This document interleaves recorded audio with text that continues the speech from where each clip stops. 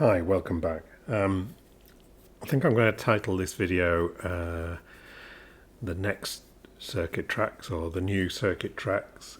And what I'd like to talk about is, speculation, let's call it that, about what we might get as a replacement for the circuit tracks and the circuit rhythm. What sparked this off is last year in 2024, I was lucky enough to go to Superbooth in Berlin, which, if you ever get the chance, is a fantastic synthesizer show and used by the trade really to show off new devices. And we're almost in May, and when Superbooth happens, and we're already beginning to get one or two leaks from some of the companies as to potential bits of gear that are coming out. There's been one leak from Novation, but so far absolutely nothing about any future bits of circuit gear. But we're now 4 years into the lifespan of circuit, and I guess, some of us might have hoped that we'd have an idea if there was a new, improved version, and certainly the internet's not short of speculation about a wish list of things that people would potentially like on a new machine. So I've been thinking about making a video, and I thought, look, there's a chance that this could be out of date very quickly if a new machine is announced. But hey, so what? If it is, then I'd be very happy to do a follow-up video that talks about what we actually did get. And there is an elephant in the room that we need to talk about, but I'll come back to that later in the video. Okay, so let's talk about some of the things that people have stated that they'd like from a new machine. And I think I'll probably express some opinions that are very much my own. I'm not paid by Novation or anybody else. I did once take part in some paid market research for Novation, which was quite intriguing. But otherwise, everything is my own opinion, and very much take it all as that. I've got no inside knowledge as to anything that might be coming out. But if you look around Reddit and other forums, there is a sort of basic consensus that the kind of wish list that people come up with are that they'd like something that maybe is an amalgamation of the two current circuit machines, the tracks and the rhythm. Lots of people want more synth voices, they want more tracks, they want more external MIDI tracks. They would like all the samples to be playable tuned samples. There's a hope for MIDI effects like arpeggios, maybe more increased audio effects. I've seen a few comments about USB-C audio, which would be great for when you were trying to lay circuit tracks down into recordings and copy the audio across to DAWs. I think there's work to be done improving the components editor and the link to computers. And my own personal one is I wish that the link to iPad was better. You might not have tried this, but you can't use components normally on an iPad because of web MIDI limitations. There's a lot of original circuit owners who would like to have a speaker back like there used to be, and I've seen requests as well wishing that there was a microphone for sampling on the rhythm without you then having to use external piece of gear. And a very common one is a request for a display. Actually, a lot of the time I manage without a display. It's actually not been high on my list personally, but again, we'll come back to that. Now, I mentioned an elephant in the room. I guess the elephant is the Ableton Move, which if you go and look at some of the leaks that have come out about the Launchpad, the new Novation Launchpad,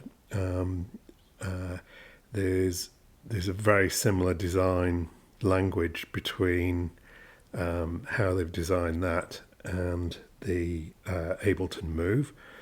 And I think we have to accept that both are from Focusrite companies, and I would assume that there's definitely some shared DNA between the development teams.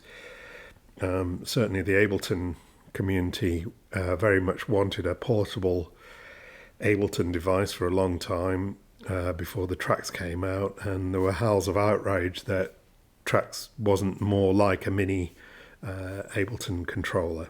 And I'm very fearful that maybe we're going to be the same, that maybe those guys on the Ableton side of the fence, maybe they got Move at the expense of what would have possibly been our next Circuit Tracks.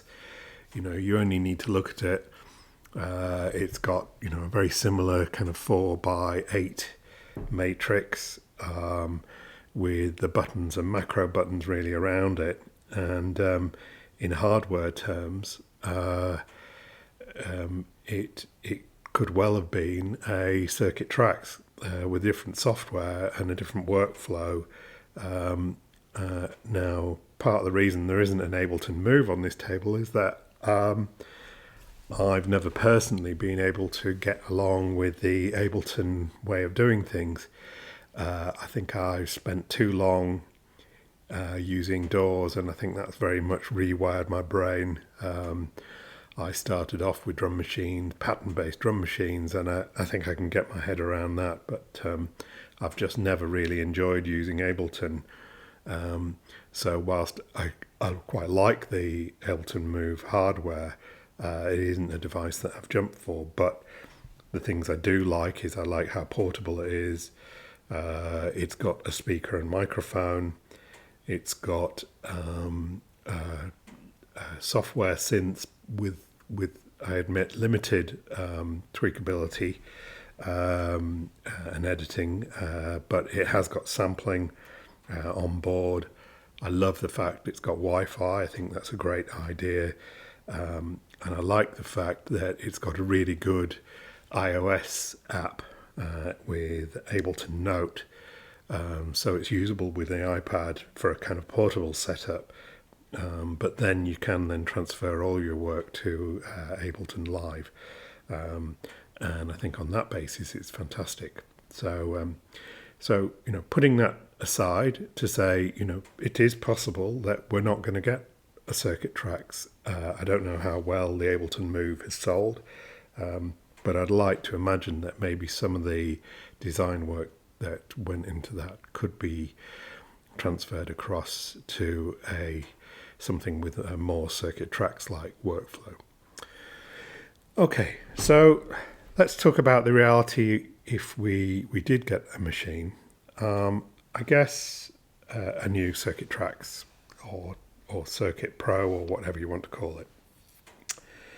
I think one of the things that you shouldn't get carried away with when you're making your own personal wish list for these things, I think, is the fact that one of the strengths, I think, of the Circuit Tracks is in some ways its limitations. If we say we just put the Circuit Tracks by itself, what's fantastic is it's something that's very easy to sling in a bag. I've taken it on holiday. Part of why I'm so familiar with it is that I can sit on the sofa in front of the TV. I can still experiment with tracks. I can pretty much use this anywhere, and it's like it's the sequencer that I can carry with me and actually will use. I've had other pieces of gear. I've got a Native Instruments machiner that just gathers dust since I bought the Circuit Tracks, because this has got a great immediacy to it. And yes, it's limited, but I don't get lost in menus or basically distracted by diversions into other things. And that's something that if we lost that along the way, it'd be really disappointing. Now, if what we were talking about was straight, just a fusion of the two machines, and physically we were talking about merging them, then I'd be very worried if the size started getting to something greater in size. I've got other machines that are larger that just don't come with me if I'm going somewhere, and as a result I'm not as familiar with using them, and they don't get anywhere near the same use. So if we are talking so that I think that's an important thing to bear in mind, that if we are talking about extra features, I wouldn't want to lose some of the workflow. And definitely I really like with the tracks the fact that most buttons really only have probably at most 2 functions, maybe 3 at a push. And I'd hate to lose that. One machine I have got, and I'll just put it in the frame, is that I've got one of the Roland Era range, and it's a fantastic device, but the worst aspect about this is remembering how to use it. There's a huge amount of menu diving, even though it's got a display. The display doesn't particularly help in navigating your way around the machine, and some of the buttons really, I think, I've not counted, but have maybe 5 or 6 different functions depending on where you are in the interface and how you're playing it. And as a result, although it's sold as being tweakable, it's a lot less versatile than you'd think. So I've got some cautions really about quite how you might increase either the number of synths, the number of sample tracks, or the number of external MIDI editing. And I think for me the compromise would be, if I had an ideal, would be maybe a maximum of 4 synth tracks. And that again is very much dependent on processing power. So 4 synth tracks. I'm reasonably comfortable with the synth engine that Novation uses, but if there were some room for improvement on that would be great. But 4 synth tracks and maybe 4 sample tracks, in the same way that on the tracks we've got 4 drum tracks. But my extra wish for that might be that they were tunable and that they could play tune samples instead of just triggering one-shot samples. So essentially it'd go from being 2 synths, 2 external MIDI and 4 drum tracks to 4 synth tracks that could double up as external synths, and 4 sample tracks, each of which could either be drums or tunable. Now, again, that would be very much dependent on the hardware, and I guess there's then a cost implication once you start trying to use faster processors to get that power under the lid. So I guess in terms of joining it, and hopefully combining that sort of user interface might require 1 or 2 extra buttons without it getting to a point where the user interface becomes unworkable. In terms of other features, The one thing I see Ableton users using that I'm particularly jealous of is a fourths layout. Now, I haven't got the music theory to explain exactly how that is, but it's certainly a way of laying out the notes on the pads that it's a lot easier to play chords. It's much more playable than the dual step note arrangement that the Circuit Tracks currently does. I don't find the one octave keyboard layout particularly useful, and I don't have enough music theory to be able to use the mode switch in the way that it is, and I think it's just disappointing that we don't have the same layout. And I think if we did have a fourth layout, then I think it would be a lot more natural for Ableton users to also turn to the Circuit Tracks as well.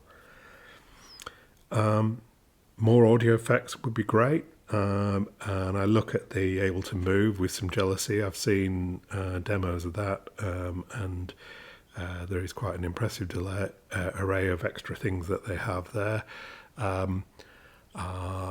Something like transgating would be fantastic. There are audio effects on the circuit rhythm, and actually having that across the new machine would be good. But I think expanding that range as well would be useful. It's quite easy to overuse those, and they become quite predictable. So I think having a wider range and a greater variety of effects, I think, will be useful. I'd love the Wi-Fi that's on the Ableton Move to be carried across.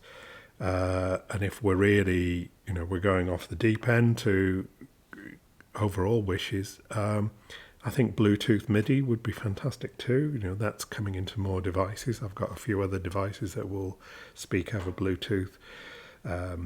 And it's much easier to wire up your setups if a few of the devices are actually speaking, communicating over Bluetooth. I do actually quite like the idea of the speaker and mic, but it would be lower on my list, and I wouldn't want to sacrifice the size of the machine for what we've got there.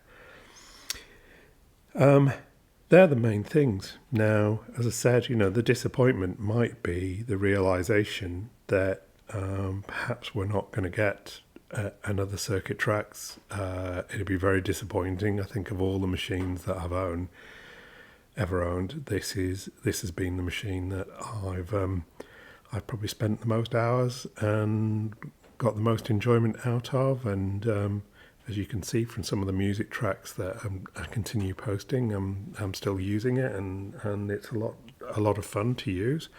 And I'd hate for any upgraded machine to lose some of that immediacy and portability along the way. But if we could steal some of the development that's gone into the Ableton Move, then that'd be really welcome. Now, I'd love to hear what you guys think. Definitely, perhaps put your comments in the comments below, and maybe add your own personal wish list. All this could become out of date very quickly if Novation have got some announcements in the pipeline for Superbooth 25. But maybe we've got a longer wait ahead of us for other years, and if something does come out, then I'd be very happy to compare what eventually we get compared to the eventual machine that materializes. So I'll just say thanks for watching, and I look forward to hearing your own personal ideas as to what might be the shape of developments for Novation Circuit in the future. Okay, thanks. Bye-bye.